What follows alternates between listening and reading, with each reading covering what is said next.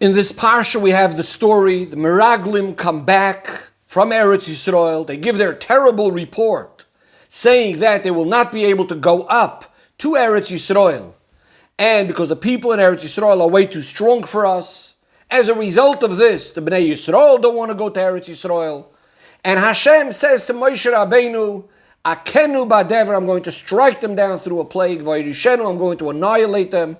The Esois Chelek, I'm going to make you into a great and powerful nation.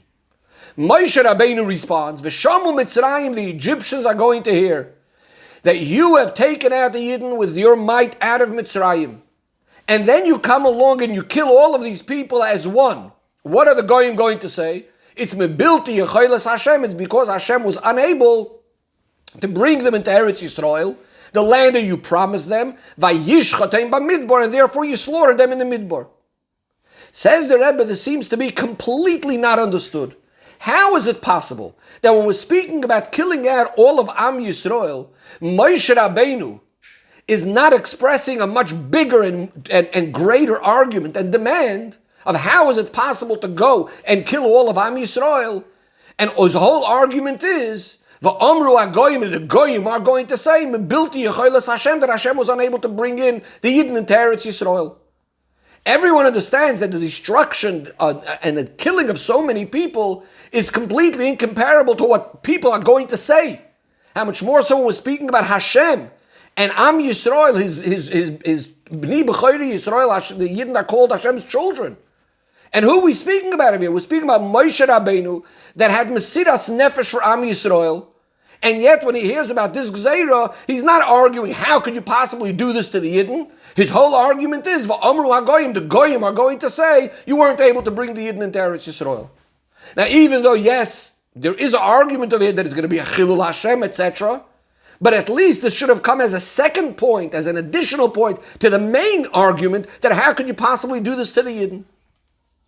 And we don't find the Rashi should deal with this either. So how do we understand what's going on here?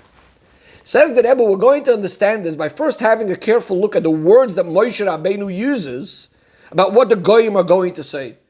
And he says, Vayishchatein b'midbar. The Goyim are going to say that Hashem was shechted the Yidden in the Midbar. Now this expression is completely not a regular expression that's used when we speak about people, about human beings. And it's specifically this word that clarifies to us why Moshe Rabbeinu is not arguing about the actual punishment that's about to happen to the Yidden, but rather he's arguing what are the Goyim going to say. What is the idea of Shechita? And this the Rebbe says even a child understands. The Shechita is coming to make the animal befitting for human consumption, that a person should be able to eat it. The purpose, the goal of Shechita is not the idea of death and killing per se. On the contrary, it's about to elevate this animal. It's now going to become part of the human. It's going to become part of the person, etc. That's the idea of Shechita. Shechita is to elevate something. Says the Rebbe in a similar way over here. Obviously, everyone understands, and this is in the Psukim, and everyone understands this, and Ben Chamish Mikra understands this, that Hashem is the ultimate of goodness, kindness, compassion, etc. And every single mitzvah that the Eibishter gives, especially to the Yidden, it's always for their good, always for their benefit. And we understand that when you act according to the way Hashem wants, according to Hashem's commands, this is when you're going to live the best possible life, both physically and spiritually. As the Pasuk says in B'chukosei Telechu, you follow my mitzvahs, I'm going to give you the rain and all the rest of the brachos. From this we also understand, on the other hand, that if a person does not act according to the will of Hashem, and he gets a punishment, it's not chas v'sholem just for the sake of revenge or just giving a punishment, it's always for the benefit of the person. When a person specifically did some very, very serious aveiros, in order that he shouldn't end up suffering in this world, he's not doing the mitzvahs and doing aveiros, so he's not going to have the benefits that come from the mitzvahs, and he's having the aveiros, there's going to be all the suffering. Hashem doesn't want him to suffer, especially when he did such serious aveiros. So Hashem takes his life away for his benefit, so he shouldn't have to suffer and live such a difficult life in this world. When we come to an aveiro, like in our case, there's an additional point. As a result of the punishment, as a result of the death, this person will be zoicha to have a greater life in Olam Haba, will be able to have something greater and better to be zoicha to Olam Haba. Says the Rebbe said, now we can understand why Moshe Rabbeinu is not arguing against the actual punishment of itself, that Hashem wants to chas v'shalom strike the Yidden down, even though by Chet Egel he did. And the Rebbe explains, by Chet Egel, Moshe Rabbeinu is davening. The Yidden did an Aveira, but Moshe Rabbeinu is basically saying, look, the Yidden can return to Hashem. The Yidden can still come back and act the way Hashem wants. This will forgive for the Aveiris, and from now on they'll be able to follow Hashem's commands and therefore live a good life in this world as well. And therefore there's no reason to punish them, to completely destroy them. But here, what's Hashem saying? How much longer are they going to make me angry? How much more are they not going to believe in me? In other words, Hashem is saying it's not a matter of one-off. We'll let them off this time and they'll do tshuva. This is an ongoing, constant thing, and they're not changing for the better despite everything that happened till now. And it's not just any Aveira. They totally don't have emunah in me. And therefore Moshe Rabbeinu is not asking that Hashem shouldn't give them the punishment, because he understands it's for their benefit. And that's why he's emphasizing these words, Vayishchotem. He understands that it's for their benefit. This is going to elevate them to have Olam Haba. So what does Moshe Rabbeinu argue? What Moshe Rabbeinu is arguing, since the main problem over here was the lack of emunah of the Yidden, how does it make sense that as a result of this punishment for the lack of emunah, it's going to cause this same problem by the Goyim? They're going to say that Hashem doesn't have the ability to bring the Yidden into Eretz Yisrael. In other words, that's going to take away their emunah in Hashem, and as a result of that, they're not going to listen to what Hashem says. And this is what Moshe Rabbeinu is arguing. Says the Rebbe, we could still ask a certain question on this whole beer. This word Vayishchotem is what Moshe Rabbeinu is saying that the Goyim are going to argue. But, seemingly, according to the understanding of the Goyim themselves, the Bnei Yisrael are not dying because of their Aveira, and it's for their benefit. What they're thinking is that Hashem is not able to bring them into Eretz Yisrael. So why is Moshe Rabbeinu using the word Vayishchotem in what they're going to say? It would have been more appropriate that Moshe Rabbeinu should say it in part of his words. When he's saying to Hashem, how could you go and kill the Yidden? He should have there used the word Shchita, but then when he's speaking by the words of the Goyim are going to say that you killed them. Why is he using the word Shchita in the words of the Goyim? Says the Rebbe, this itself tells us that Moshe means that even the Goyim might understand that it's for the benefit of Bnei Yisrael. And still they're going to say that Hashem is not bringing them to Eretz Yisrael because Hashem is not able to bring them to Eretz Yisrael. And again, this is going to cause our lack of emunah. How does this make sense? Says the Rebbe, this is understood and emphasized in the word that Moshe Rabbeinu says, Vayishchatem b'midbar. Now, where did Hashem kill them? In the midbar. Moshe Rabbeinu is arguing. Yes, the Goyim know all about how much Hashem loves the Yidden, and the promise that Hashem made to the Yidden to bring them into Eretz Yisrael.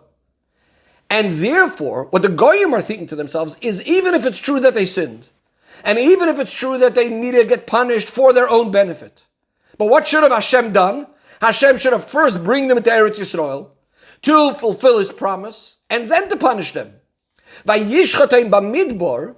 But if Hashem slaughters them, now shechts them in the midbar, before He brings them into Eretz Yisrael, that's clearly because Hashem cannot bring them into Eretz Yisrael. He doesn't have the ability.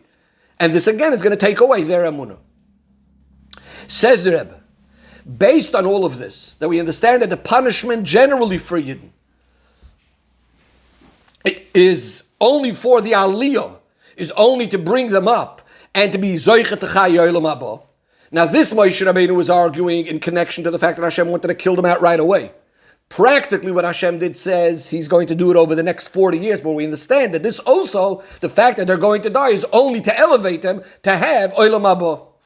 Says the Rebbe, this whole beer is fitting with the opinion of Rabbi Eliezer. We know that there's a machloikus in Sanhedrin regarding the Doir HaMidbar, whether they have Olam Haba or not. Rabbi Eliezer is of the opinion they do have Olam Haba, which is Tchias HaMesim. And says the Rebbe, even though there's a machloikus about this, but the Zoyar also agrees to this opinion, and we have machloikus and Niglad, and we will follow what it says in the Zoyar. So this explanation that we just gave fits with this whole idea that the purpose of them dying was only to be Zoyche, to have Olam Haba, for their benefit to have Tchias HaMesim. But the Rebbe now makes a bigger chiddush, and the Rebbe says not only the Doir HaMidbar, but even the Meraglim also have a Chelek Olam Haba. Even though the Mishnah it sounds like they don't, but the Rebbe says that really, when Rabbi Eliezer says that the Meraglim have Olam Haba, the pasuk that he's about to bring, which we'll discuss, really applies also to that which was discussed earlier in the Mishnah regarding the Meraglim that seems to be just a simple statement the Meraglim don't have, but the Rebbe says that really Rabbi Eliezer would agree that the Meraglim also have. What's the pasuk Rabbi Eliezer brings? He brings a pasuk where it says, Is fully chasidai, gather to me my pious ones, koyrsei vrisi alei zavak, those who made a bris with Hashem over karbonos. What is this referring to? Which Yidden are being called chasidai over here. So this is referring to the Doir HaMidbar. They were the ones, Rashi explains, they made the bris with Hashem at the time of Matan Torah.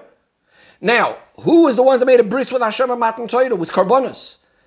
The Meraglim were also part of that. And therefore, this applies also to them. Now, even though, yes, it's true that the sin of the Meraglim is much worse than the Doir HaMidbar, but what's the idea of a bris? The Alter Rebbe explains that, look at the Torah, a covenant is made between two people that love each other. And what they're saying is that no matter what happens, even if circumstances change, our love is going to remain as strong, as intense as ever. In a way that's l'mayla mitam vadas, beyond logic. And therefore, even though, yes, the Meraglim acted in a certain way, but they are also part of this bris, and they too have a chelek leilam haba. And the Rebbe finishes off with a powerful ayah, how we need to look at every single yid. Even some of them may look to you that he's as terrible as the Meraglim. We need to look at him how he is be'emes. And as the Mishnah says, Kol Yisrael yesh leilam haba. Every yid has a portion of leilam haba. Why? Because as Hashem says, Neitzer matoy, this is my planting, Masa Yodai, it's my handiwork, who I'm proud of. And when we act this way, then the Goyim also realize who the Yidden are and how Hashem is amongst them and how Hashem loves them, until they also come and help the Bnei Yisrael, as it's going to be in the most revealed way, of course, when Mashiach Tzidkenu comes, take it from Yad Mamash.